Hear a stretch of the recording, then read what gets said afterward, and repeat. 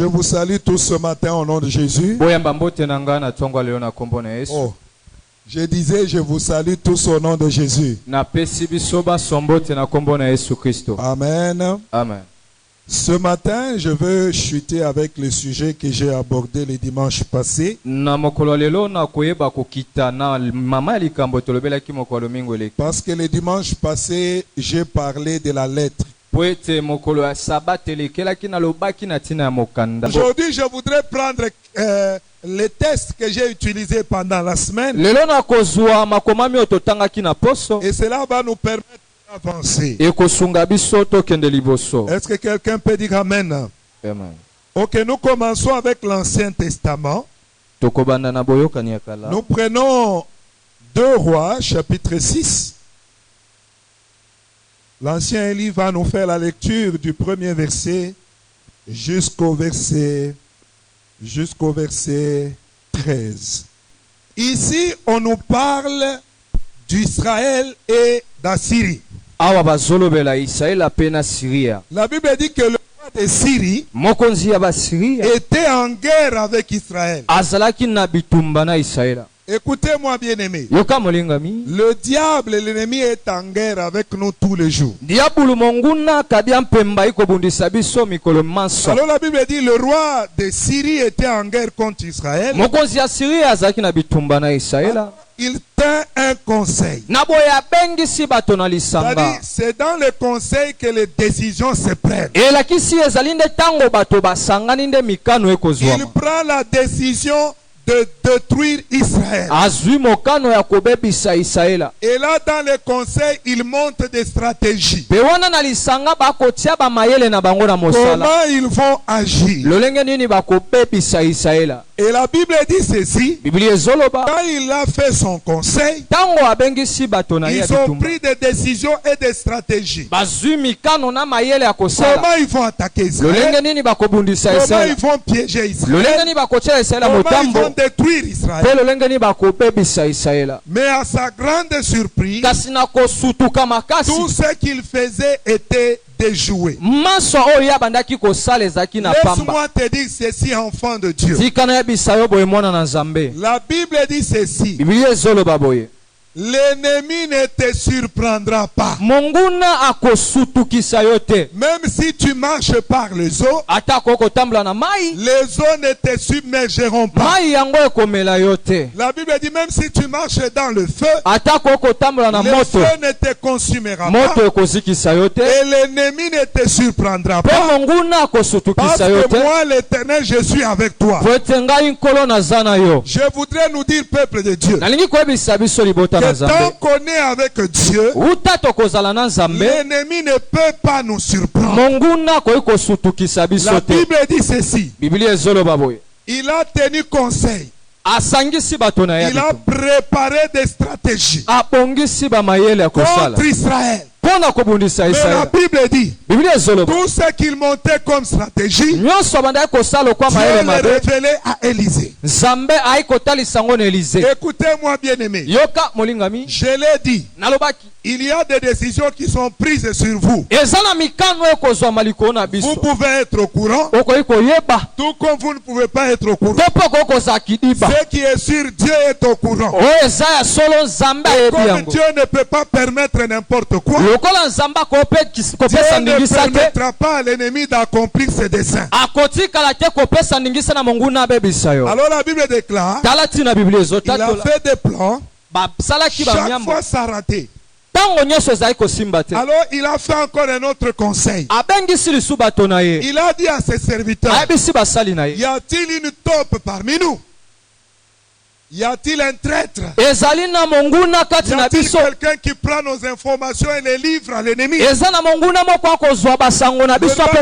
a quelqu'un contre moi. Et ce que le roi ignorait, la Bible dit si Dieu est pour nous, qui sera contre nous? Lui, il était contre Israël. Et le Dieu d'Israël qui voit tout et qui peut tout, il voyait tout et il pouvait tout changer.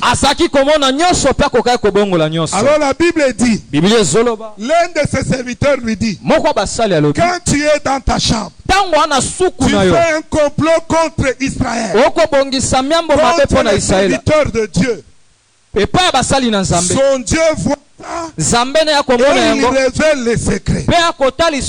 Je vais te dire, tel que tu es là, ton Dieu veille sur toi. Même quand les sorciers se réunissent, même si tu ne sais pas, mais lui sait. Quand il prend des décisions pour te piéger, il est au courant. Même si toi tu n'es pas informé, ton Dieu est au courant et il déjoue le plan de l'ennemi. Alors on lui dit, il y a un homme de Dieu. Et chaque fois que toi tu parles, Dieu lui révèle tout. Alors il a dit, ok. Maintenant la solution c'est quoi? Il faut enlever l'homme de Dieu. Aller chercher où il habite. Comme ça je veux préparer comment l'enlever. Et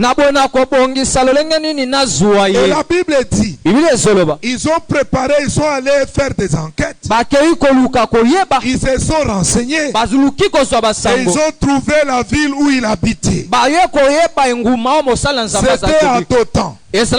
On est venu informer le roi. Mais ce que le roi ignorait, c'est lui qui informait le prophète, était au courant de tout. Et la Bible dit ceci.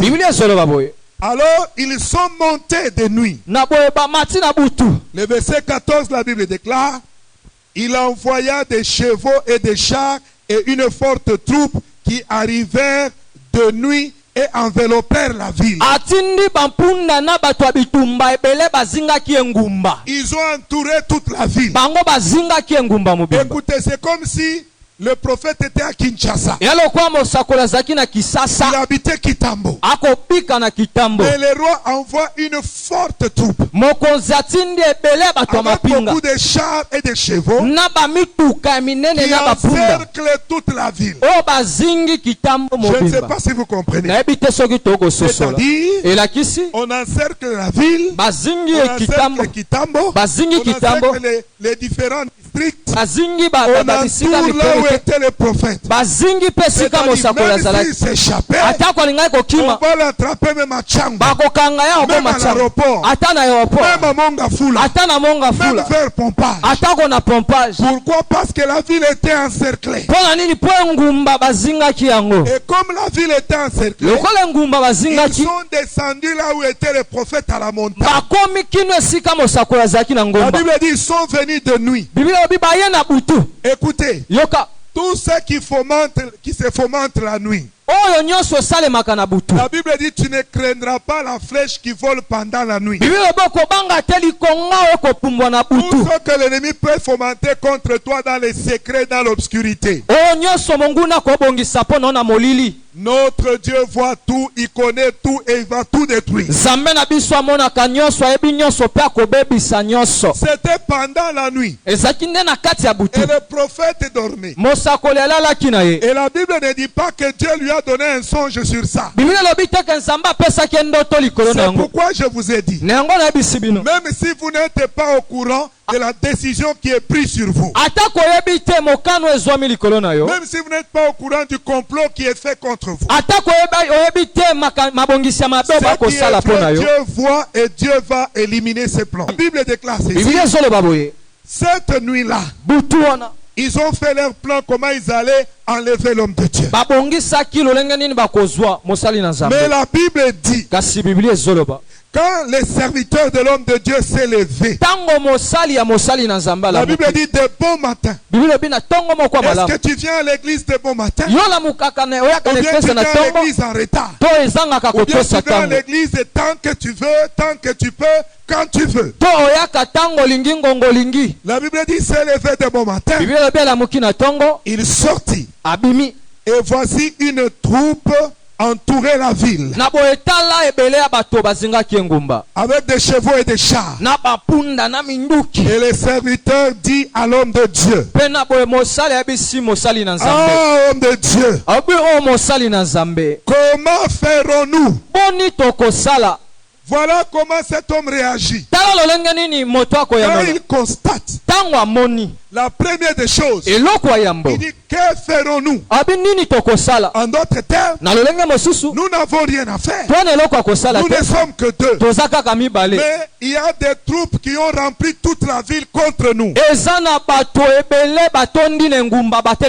Écoutez, avec Dieu, c'est la majorité.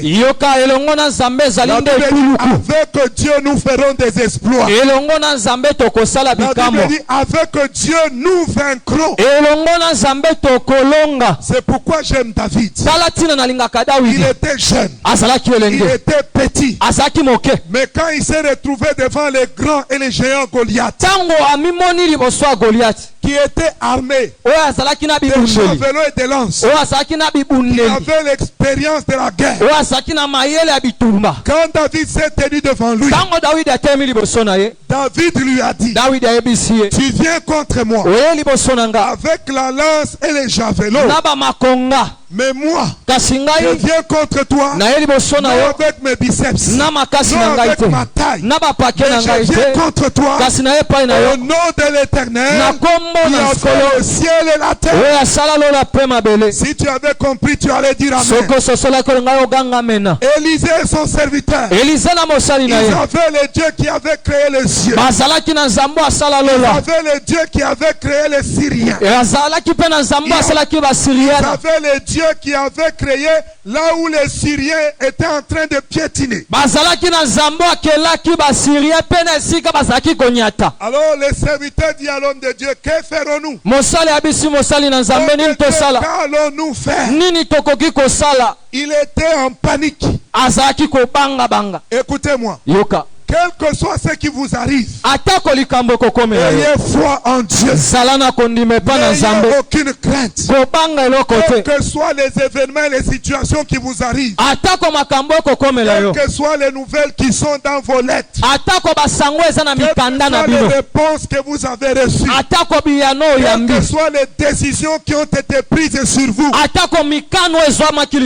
ne paniquez pas, mais croyez en Dieu. Seigneur Jésus a enseigné et disait, croyez en Dieu et croyez en moi. Celui qui croit en Dieu ne mourra jamais. Mais bien aimé dans le Seigneur, le serviteur de l'homme de Dieu a paniqué devant les défis. Je vais dire à quelqu'un ce matin que tes défis ne te fassent pas paniquer, parce que c'est un Dieu qui a créé les cieux et la terre.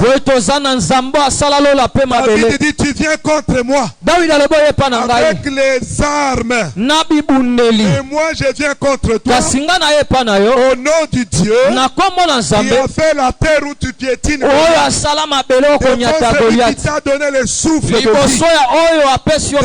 le maître de ton souffle.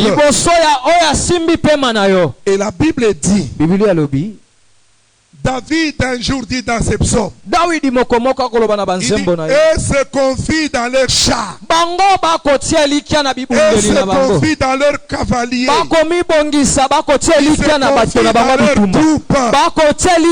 Mais nous nous confions dans le nom de l'Éternel. Et la Bible dit, il a réagi. Il dit, homme de Dieu, que ferons-nous? Nous sommes cuits. La ville est encerclée. Au verset 16, l'homme de Dieu répond. Il répondit, ne crains point. Alléluia. Amen. Est-ce que tu peux dire à ton voisin, ne crains point?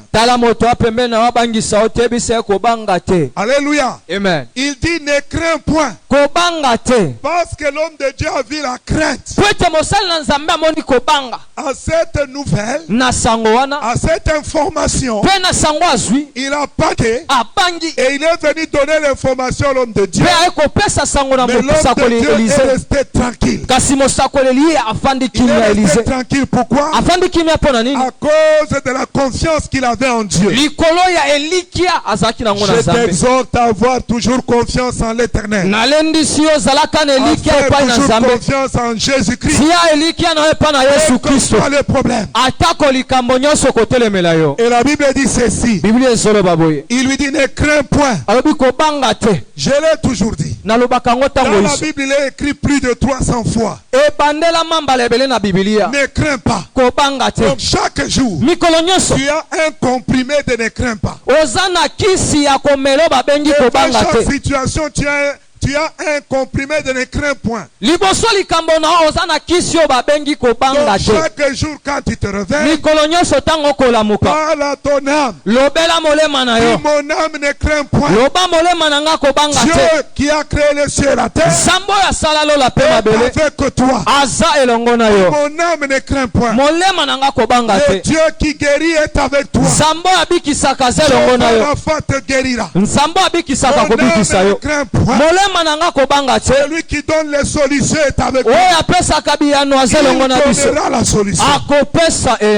Amen. Amen. Amen. Il dit ne crains point.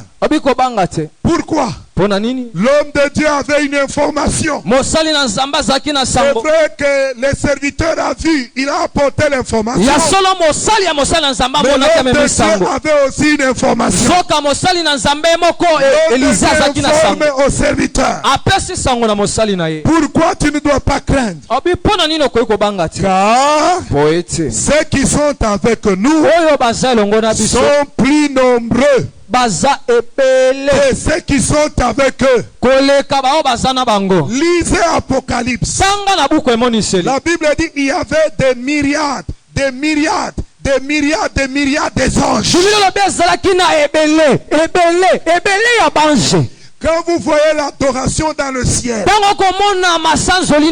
la Bible dit pendant l'adoration, la Bible dit il y avait des myriades d'anges. Alors l'homme de Dieu lui dit, ceux qui sont avec nous sont plus nombreux que ceux qui sont avec eux. J'ai une bonne nouvelle pour toi. Le Dieu qui est en toi, il est plus grand que celui qui est dans les mondes. Il est plus puissant que les démons. Il est plus puissant que la sorcellerie. C'est pourquoi j'aime l'histoire de Balaam. Israël était en train de camper. Pendant qu'il campait installé quelque part, ils étaient fatigués, ils se sont installés pour boire, pour manger. Ils étaient faibles après la marche. Ils étaient faibles. Mais la Bible dit, ils étaient au courant de rien. De l'autre côté, il y avait deux personnes, Balaam et Balak. Ils étaient sur la montagne de la malédiction, de la sorcellerie, de l'envoûtement. Ils complotaient comment maudire Israël. Mais Israël ne le savait pas. Pendant qu'ils étaient en train de maudire Israël, la Bible dit, quand Balaam voulait maudire, Dieu lui ouvre les yeux. C'est Balaam qui dit, quelles sont belles tes tentes, ô Israël. Je m'imagine. Ils ont marché, ils étaient fatigués, ils ont fait des tentes pour se reposer et manger. Sûrement ils se disaient, alors et tout ça qu'on les manzala, fatigue. Il se disait des choses. Mais pendant ce temps, quand Balak a regardé, Balaam a regardé, il a dit qu'elles sont belles aux tétans. Balaam a dit à Balak, qui peut maudire celui que Dieu a béni? Israël est béni pour toujours. Il a dit Balak, laisse-moi tranquille, parce qu'Israël est béni. Israël ne le savait pas. De même ici, le serviteur de l'homme de Dieu n'avait pas l'information que ceux qui sont avec eux sont plus nombreux. Balaam dit à Balak, Israël est assis au sommet des sommets des montagnes. Personne ne peut le toucher. Écoutez, mon frère et soeur, c'est ton problème. C'est que tu n'as pas des informations sur toi. es une personne si merveilleuse. Tu es une personne qui a une destinée glorieuse. Tu es une personne qui est dans le projet de Dieu. Tu es une personne sécurisée par le sécurisée dans le programme de Dieu. Mais je veux dire à quelqu'un ce matin que le Dieu qui te garde des sommeils ni des dors, il est plus puissant que la magie, l'occultisme. Il est plus puissant que tes problèmes. Il est plus grand que ton célibat. Il est plus grand que tes difficultés. Il est plus grand que tes obstacles. Ton Dieu est plus grand que ton problème. Les serviteurs regardaient son problème, leur problème. Mais l'homme de Dieu lui a montré celui qui était plus grand que leur problème. C'est-à-dire leur Dieu. Et la Bible dit ceci. L'homme de Dieu dit. Alors Élisée, il a parlé.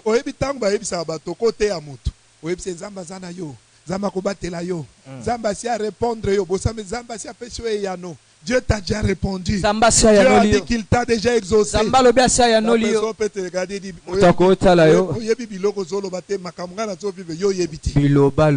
Amen. Amen. Alors pendant que l'homme de Dieu lui parlait, est-ce que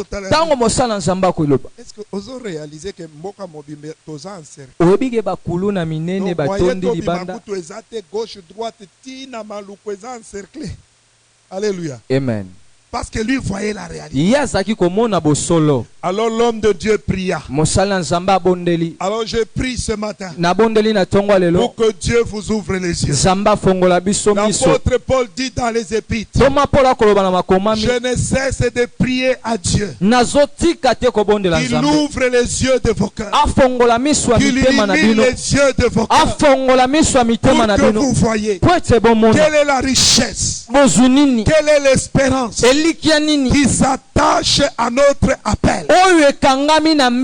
Celui qui nous a appelés, il a attaché l'espérance, il a attaché la gloire, il a attaché la richesse à cet appel. Mais souvent, nous voyons ces mal appels, mais nous ne réalisons pas qu'il y a de plus grandes choses derrière l'appel. Peut-être que tu regardes ton chômage actuel, ton célibat actuel, ton manque de travail actuel. Mais laisse-moi te dire que Dieu t'ouvre les yeux pour que tu vois que derrière ton appel, il y a une gloire, il y a un temps de repos, il y a un temps de sourire.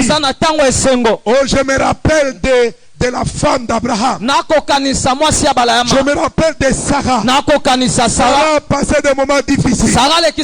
Mais c'est Dieu qui avait appelé Sarah. Et derrière l'appel de Sarah, à côté d'Abraham, elle avait une mission. Elle avait une très grande mission. Mais malgré cela, Sarah ne le voyait pas. Au point que Dieu a envoyé son ange. Et Dieu a dit, l'année prochaine, Sarah, tu seras visité. Mais tellement Sarah avait la douleur, la douleur l'a aveuglée. La douleur l'a empêché de voir. Derrière l'appel. Deux fois quand nous perdons quelque chose, deux fois quand nous manquons quelque chose, nous ne voyons plus. Nous devenons aveugles. Notre réalité nous aveugle et nous empêche de voir. La Bible déclare, l'homme de Dieu pria et dit, Éternel, ouvre ses yeux pour qu'il voie. Pour qu'il voie. Je lui ai dit, il n'a pas cru. Mais ouvre ses yeux pour qu'il voie. Vous savez, avant de vivre la délivrance, il faut d'abord voir. Voir dans l'esprit. Voir ce que Dieu a prévu. La Bible déclare, ouvre ses yeux pour qu'il voie. Et l'Éternel ouvrit l'esprit du serviteur qui vit la montagne pleine de chevaux et de chars de feu tout autour.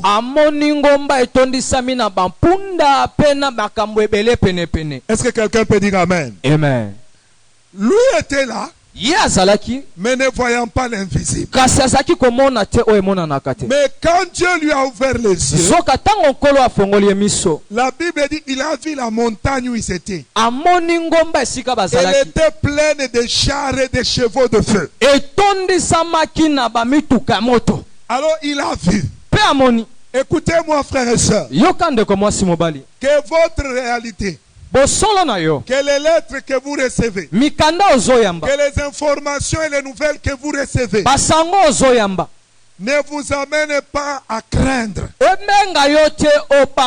mais voyez dans l'invisible. Voyez ce que les autres ne voient pas. Jésus dit, là où 2 ou 3 sont réunis à mon nom, je suis au milieu d'eux. Et si lui est avec nous, nous ferons des espoirs. S'il est avec nous, aucune armée ne peut nous vaincre. David déclare, l'Éternel est avec moi. Je n'aurai aucune crainte. Même si toute une armée campait contre moi, je serai malgré cela sans crainte. Car je sais que Dieu est avec moi. Je voudrais dire à quelqu'un ce matin, Jésus est avec toi tous les jours. Jésus marche avec toi tous les jours. Jésus t'accompagne et te fait escorter tous les jours par ses saints anges. C'est pourquoi en tant que chrétien, nous ne devons pas avoir peur. Tu marches sur la route. Tu vois, on a jeté de l'eau là-bas. Tu dis sûrement c'est l'eau de fétiche. Je vais marcher. Je ne vais pas piétiner ici, je vais tourner. Un enfant de Dieu ne marche pas dans la crainte. Un enfant de Dieu marche par la foi. Il croit en Dieu, en celui qui est en lui et qui marche avec lui. Quand Dieu lui a ouvert les yeux, il y avait des chars de feu. Maintenant écoutez, ce que j'aime dans cette histoire, Dieu a ouvert les yeux du serviteur de l'homme de Dieu, et il a fermé les yeux de ceux qui sont venus les arrêter. Est-ce que quelqu'un peut me dire amen? Amen. C'est-à-dire, on ne peut pas te voir si Dieu ne permet pas. Et la Bible dit, et l'homme de Dieu a dit, Seigneur, que leurs yeux se ferment, qu'ils ne me voient pas. Ils étaient là. Nous cherchons Élisée. Maintenant Élisée leur dit, vous cherchez Élisée, vous vous êtes trompé d'adresse. Attendez, je vous amène là où il habite. Suivez-moi, suivez-moi. Des aveugles,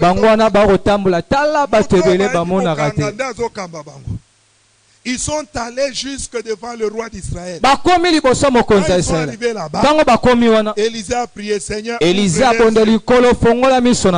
c'est pour dire, si tu veux qu'on te voit, on te verra. Si tu ne veux pas qu'on te voit pas, on te verra. Toi, tu veux que le monde te verra. Si tu crois qu'il ne te voit pas, parce qu'Élisée avait la décision. Il a prié que leurs yeux s'ouvrent. Leurs yeux s'ouvrent. Ils sont entourés par les soldats d'Israël et le roi d'Israël. Et le roi d'Israël dit maintenant à Élisée, mon père, dois-je les frapper tous? Que je les tue tous maintenant? Élisée dit non. Ne les tue pas. Donne-leur à manger. C'est pourquoi la Bible dit, quand ton ennemi a faim, donne-lui à manger. Nous dans les royaumes, nous ne combattons comme dans le monde. Nous n'agissons pas comme dans le monde. Comme les gens font la guerre spirituelle, nous ne luttons pas de cette manière. Et la Bible déclare, Il a dit donne-leur à manger. Ils ont mangé. Et puis il a dit maintenant laisse-les partir. Ils racontaient à leur roi. C'était toute une lettre. C'était un message. Écoutez-moi. La Bible dit ceci. Ils sont devenus aveugles et ils ont vu. C'est pourquoi je dis, si Dieu ne permet pas qu'on te voie, on ne te verra pas. C'est pourquoi quand Hérode voulait tuer le bébé Jésus, il ne pouvait pas le voir. C'est Satan qui a poussé Hérode à tuer l'enfant. Mais il ne savait pas où était Jésus. Il savait que Jésus était né, mais il ne pouvait pas le localiser. Alors il a pris la décision de tuer tous les bébés de 0 à 1 an. Parce qu'il disait que dans les bébés là, Jésus peut être là et il va mourir par hasard. Écoute, le diable ne peut pas te tuer par hasard. Parce que tu es entre les mains de Dieu. Et la Bible dit, j'aime toujours dire, Jésus était dans le désert. Quand il avait chaud, il avait soif, il pleurait. Mais le diable ne pouvait pas distinguer que ça c'est Jésus ou bien c'est un autre bébé. Parce que s'il savait, il allait envoyer l'armée là où était Jésus pour le tuer, comme il avait poursuivi les enfants d'Israël.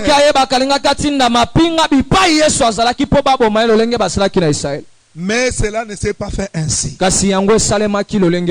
Parce que le diable ne pouvait pas voir partout. Il ne pouvait pas voir tout. Si Dieu ne lui permet pas, il ne verra pas. Alors mes bien-aimés dans le Seigneur, il déclare leur plan a échoué.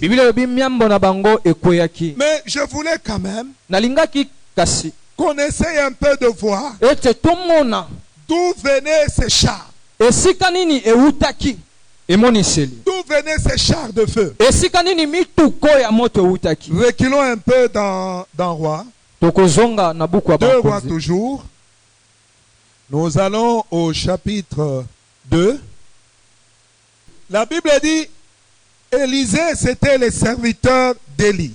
Comme il servait Élie, la mission d'Élie était à la fin. Et comme la mission d'Élie était à la fin, alors Dieu allait enlever Élie. Maintenant, lui en tant que fils de prophète, Dieu lui a dit aussi qu'Élie allait être enlevé. Comme il y avait des écoles de fils de prophètes, comme il y avait des écoles de fils de prophètes, alors les fils de prophètes aussi ont reçu la révélation qu'Élie allait être enlevé ce jour-là. Alors qu'est-ce qui s'est passé? Alors Élie lui a dit, ils étaient à Gilgal. Reste ici à Gilgal. L'Éternel m'envoie pour aller à Bethel.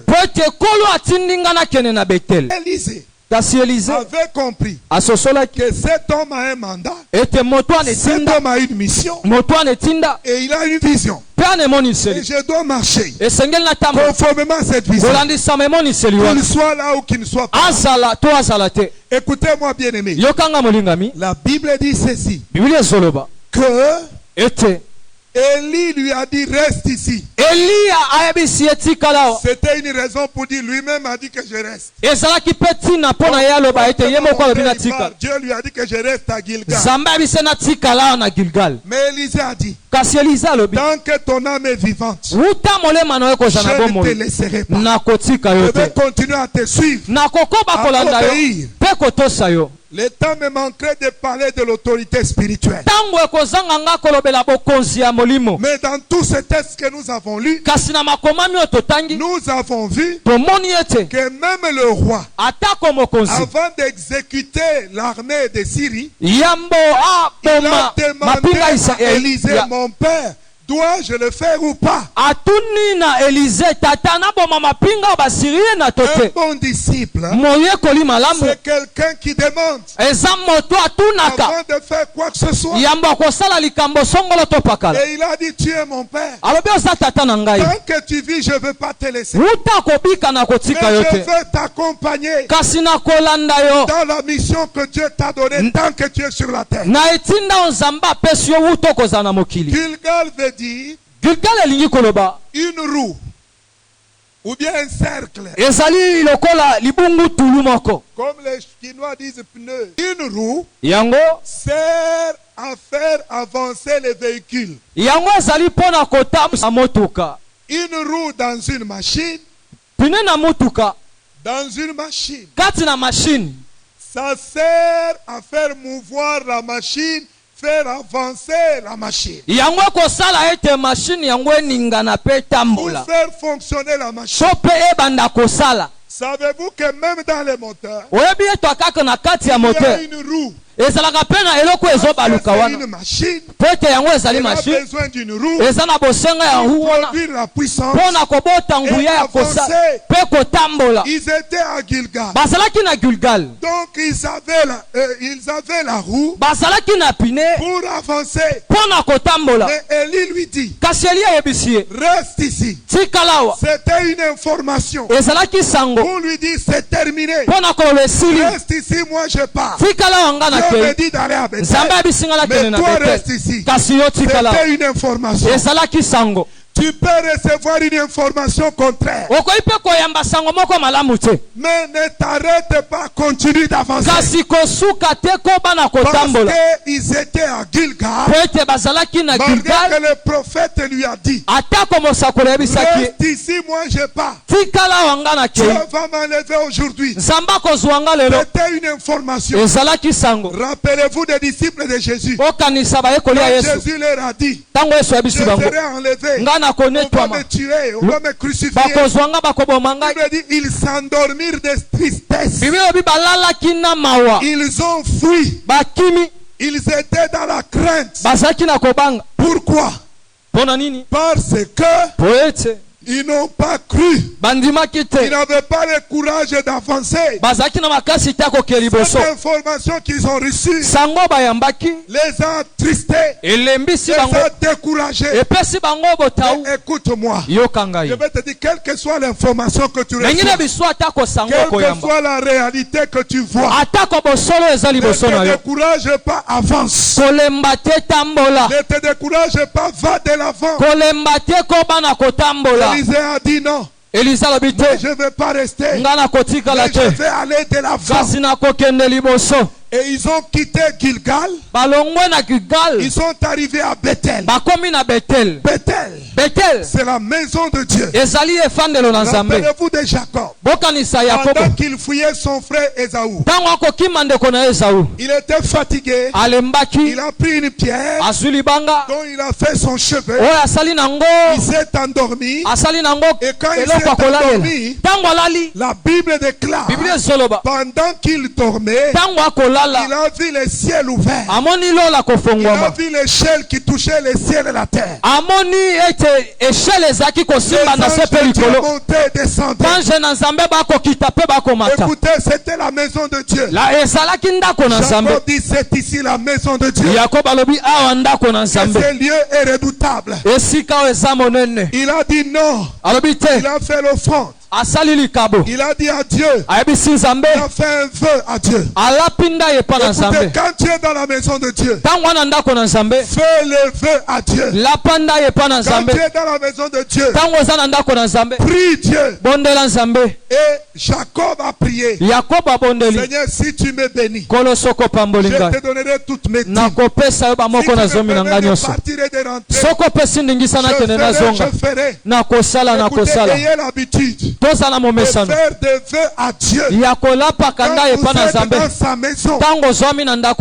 Alors la Bible déclare, c'était agréable. Les anges étaient là.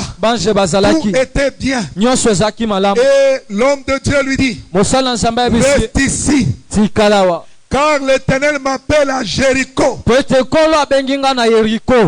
Élisée dit non.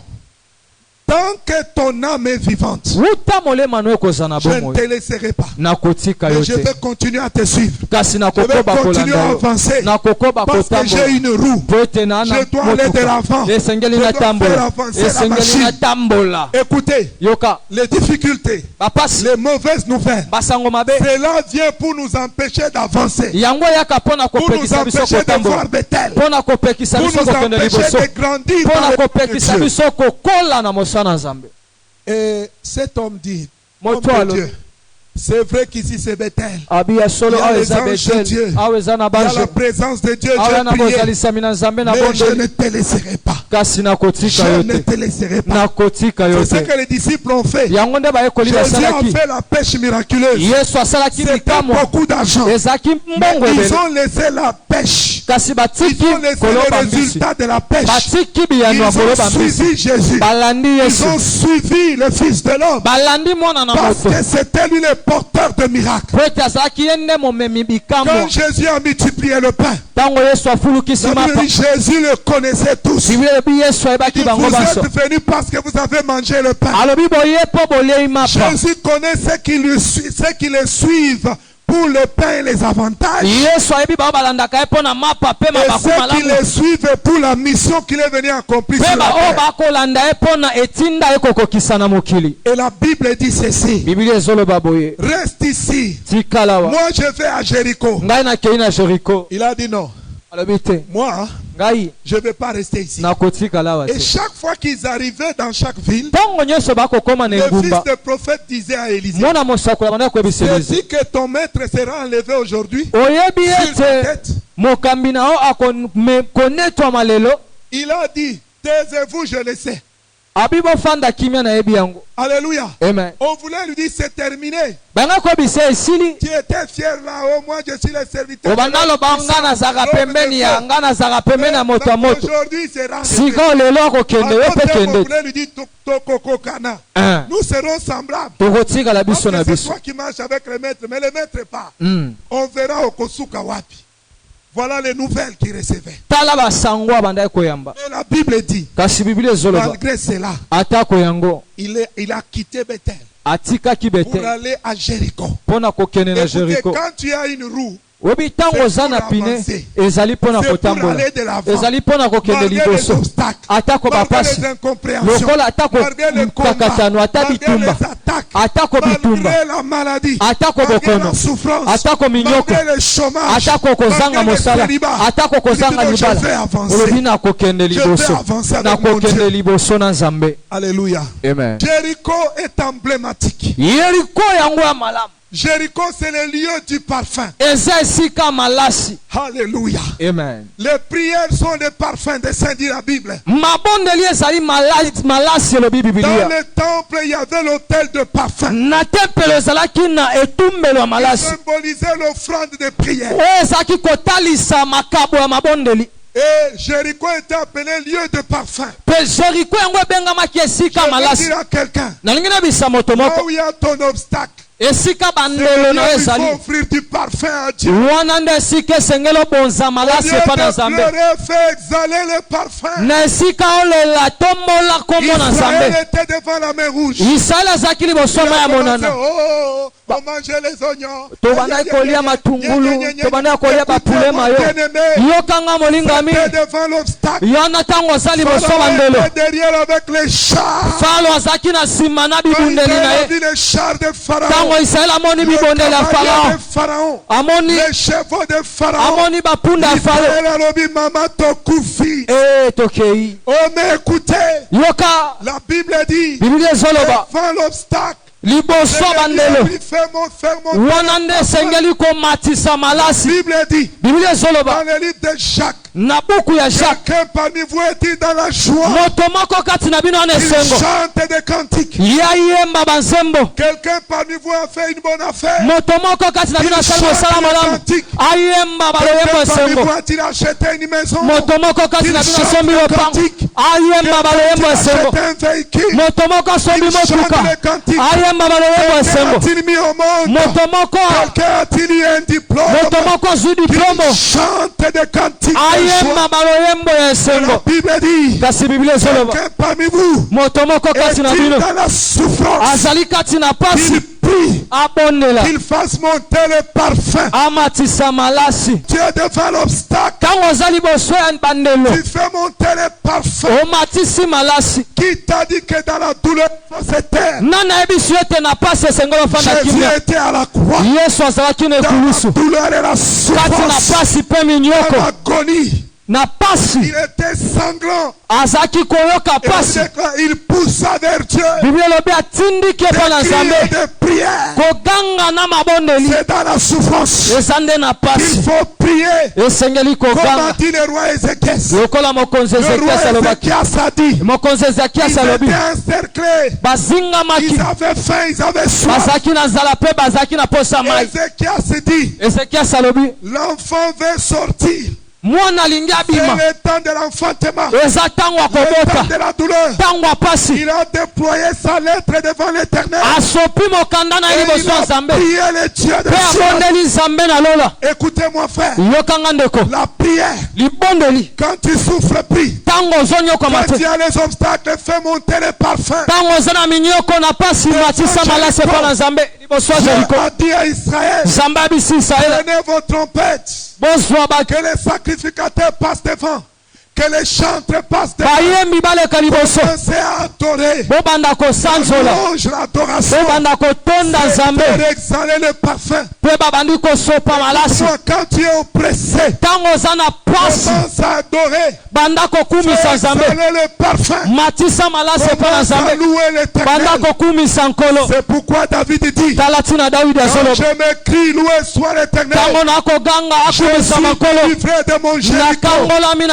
Quand ils sont arrivés à Jéricho, le fils de prophète s'est moqué de lui. Élie a dit de rester là-bas. Mais il a dit non. Je ne vais pas m'arrêter. Il a continué à croire parce qu'il avait reçu une roue depuis Gilgal. Et la Bible dit ils ont loué. Pendant qu'ils louaient l'Éternel, la muraille de Jéricho s'enfonça. Écoutez, s'enfonça. Écoutez, Dieu va aplanir votre chemin. Quand vous voyez l'obstacle, faites monter le parfum. Continuez à servir Dieu. Continuez à être consacré. Continuez à être engagé. Parce que Dieu fera engloutir la muraille. Que toutes tes murailles soient aplanies au nom de Jésus. Et après Jéricho, Dieu a dit reste ici. Moi je vais au Jourdain. Oh, il a dit je ne te laisserai pas. Il a suivi jusqu'au Jourdain. Avant qu'il ne traverse le Jourdain, l'homme de Dieu prend son manteau. Il frappe les eaux. Les eaux se déchira. Ils ont traversé. Arrivé de l'autre côté. Et l'homme de Dieu lui dit, que veux-tu que je te donne? Il dit la double portion. Il dit ce que tu demandes est difficile. Mais si tu me vois, pendant que je partirai, tu recevras la chose. La Bible dit pendant qu'il marchait, écoutez-moi, Dieu n'est pas un Dieu de lâche. Dieu n'est pas un Dieu de paresseux. La Bible dit dehors les lâches. Dieu n'est pas un Dieu de ceux qui abandonnent. Dieu n'est pas un Dieu de ceux qui pleurent. Dieu est un Dieu de ceux qui avancent. Malgré Jéricho, malgré les refus, malgré les obstacles, malgré les manquements, malgré les pertes, ceux qui avancent. La Bible dit, pendant qu'ils marchaient ensemble, pendant qu'ils faisaient route ensemble, pendant qu'ils continuaient à marcher, à parler, la Bible dit, voici un char de feu, un char de chevaux, les séparèrent l'un à l'autre. Élie monta dans les tourbillons. Les chars de feu qui accompagnaient Élie. L'esprit qui agissait avec Élie. Et restait là-bas. Mais Élie est monté dans un tourbillon.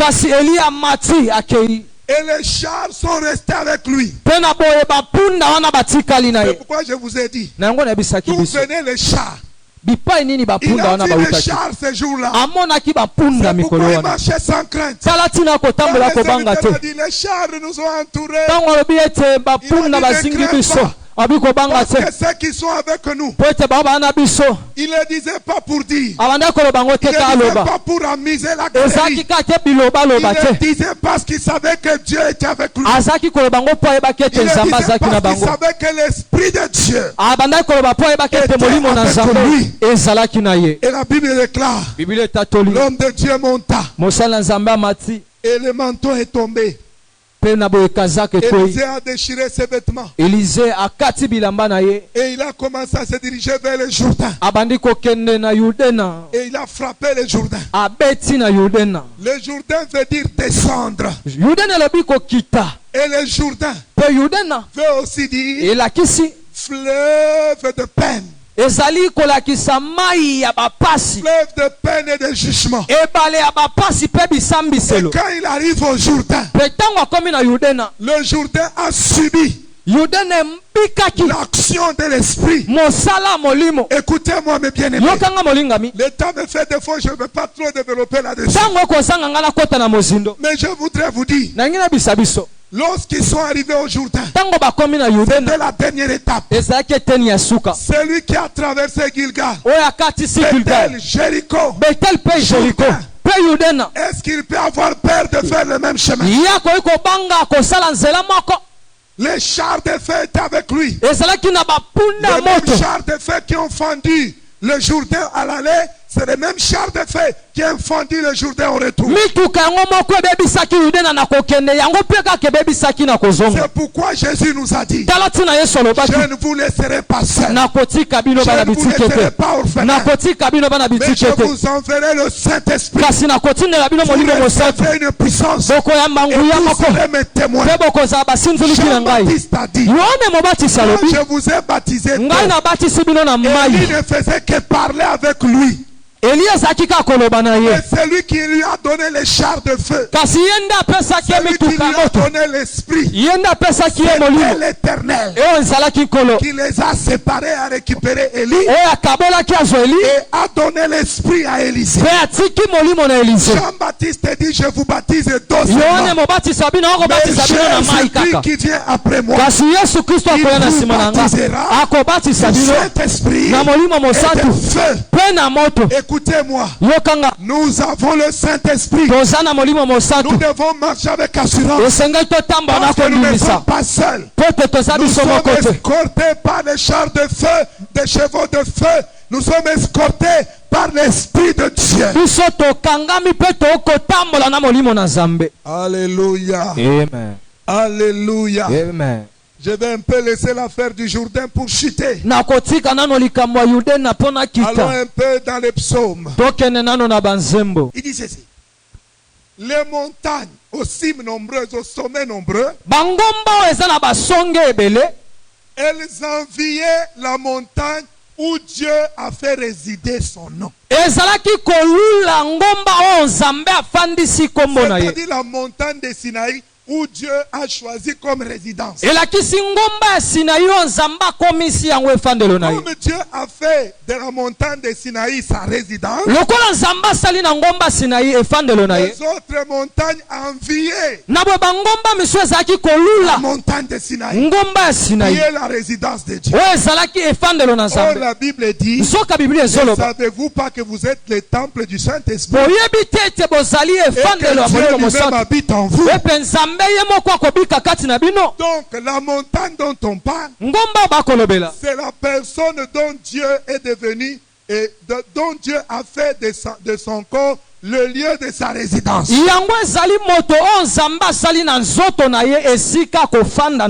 dit qu'il n'habitera pas là-bas en perpétuité. C'est juste pour un temps.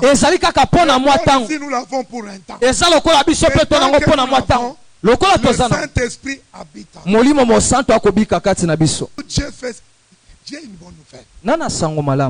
Je t'informe que tu es la résidence de Dieu. Tu es la résidence de l'Esprit. Quand les autres montagnes te regardent, ils t'envient. Et la Bible dit, pourquoi les autres montagnes enviaient cette montagne? Le verset 18. Les chars de l'Éternel se comptent par 20 000. Les chars de l'Éternel se comptent par 20 000. Par milliers et par milliers. Le Seigneur est au milieu d'eux. Le Sinaï est dans les sanctuaires. Alléluia. Amen. Alléluia. Amen. La Bible dit, les chars de l'Éternel se campent par milliers de milliers de milliers. Là où il y a l'Éternel, il y a les chars de feu. C'est pourquoi il ne faut pas avoir peur. Parce que Dieu est avec toi. Et la Bible dit ceci. Il dit, le Seigneur est au milieu d'eux. Le Sinaï est dans son sanctuaire. C'est-à-dire, comme tu es là, Dieu est au milieu de toi, mais toi tu es en Dieu. Tu es dans la présence de Dieu. Le problème, comme Dieu descendait sur le Sinaï, Dieu a voulu faire comprendre que ce n'est pas parce que je réside en toi que c'est toi qui me portes, mais c'est toi qui es en moi. Est-ce que vous comprenez ça? Amen. C'est ça ce que Paul dit. Nous sommes en Christ. Christ est en Dieu. Et nous sommes cachés en Dieu. Donc nous sommes dans la présence de Dieu. Comme nous sommes en Christ, Christ est dans les sanctuaires. C'est ainsi que nous sommes aussi dans les sanctuaires. Donc c'est la présence de Christ qui nous amène dans la présence du Père. Est-ce qu'on est ensemble? Amen. Est-ce qu'on est ensemble? Et pour terminer, Ancien, tu peux lire ça pour qu'on termine dans Jean. Jean chapitre 18.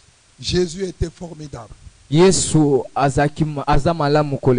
Un jour, il dit aux Juifs, j'ai mangé avec vous, j'étais au milieu de vous, j'ai circulé dans vos villes et vos villages. Mais vous ne m'avez pas arrêté. Parce que ce n'était pas mon temps. Il a dit à Pilate, tu n'as aucun pouvoir sur moi. Un jour, on voulait le lapider. Jésus s'échappa et partit. Une seule personne encerclée avec des milliers de gens avec des pierres. Et Jésus passe au milieu d'eux, il n'arrive pas. Un jour, ils étaient sur une colline, on voulait précipiter Jésus. Et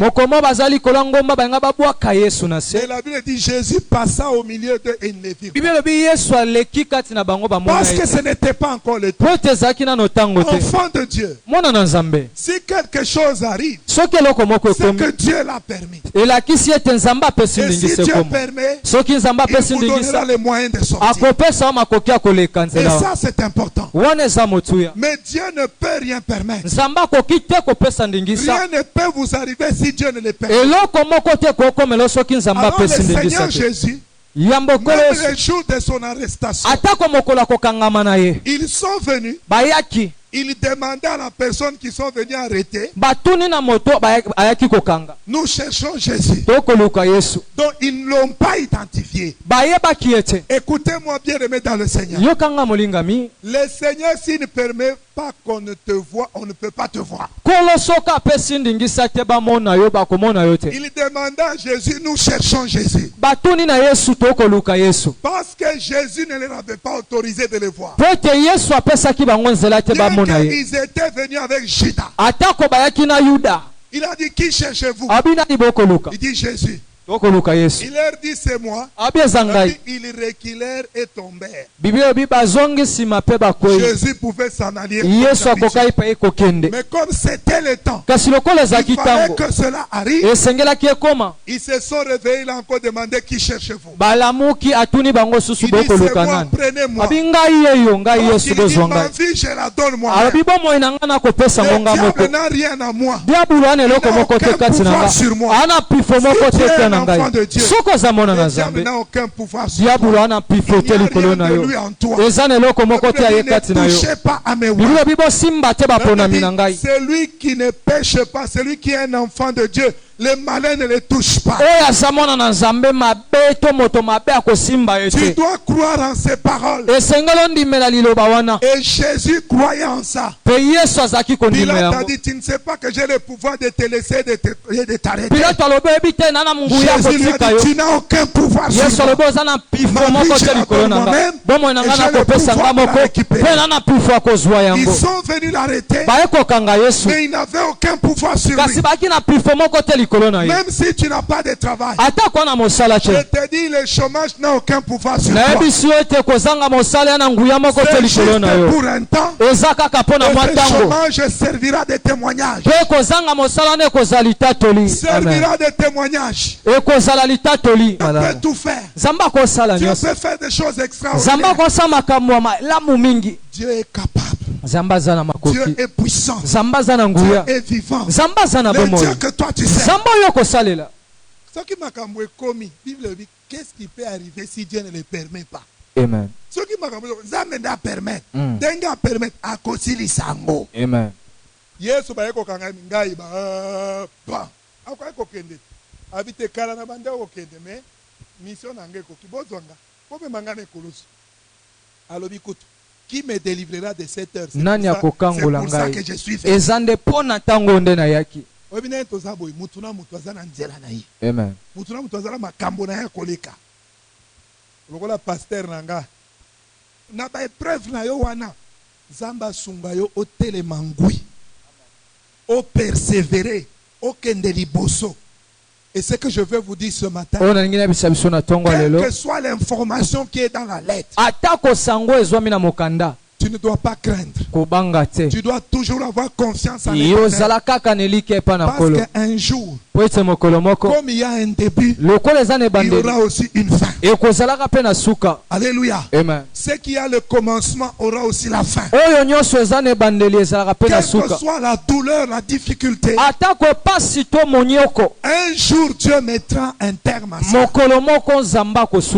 quand les choses arrivent, sachez que Dieu a permis. Et il préparera les moyens de sortir. Alors ne craignez pas les mauvaises nouvelles. Ne craignez pas les problèmes, les difficultés, les obstacles. Mais continuez toujours à faire confiance à Dieu. Même si vous êtes encerclés, ne croyez pas que Dieu vous a abandonné. Ne pensez pas que Dieu n'est pas avec vous. Les chars de feu vous accompagnent. Et le Seigneur lui-même marche avec vous. Et le Seigneur lui-même vous accompagnera. Je suis convaincu que le Seigneur fera encore de plus grandes choses. C'est pourquoi je nous ai dit, peu importe la situation dans laquelle nous pouvons nous retrouver, faisons confiance au Seigneur. Parce que moi je sais que Dieu est fidèle. Dieu peut susciter les corbeaux pour amener les gâteaux. Même